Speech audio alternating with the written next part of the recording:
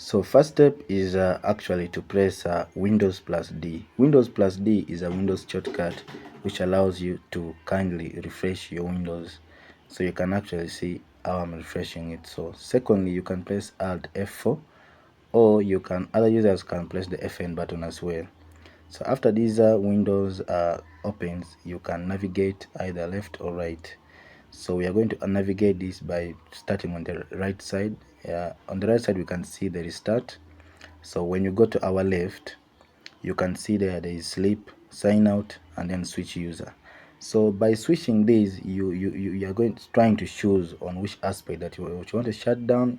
You can now press enter, and then your Windows will shut down. So these are the shortcut keys that I've used. I've not used my cursor, so I've used the keyboard throughout. So guys, thanks for watching. Don't forget to subscribe to my channel. Bye bye, see you later.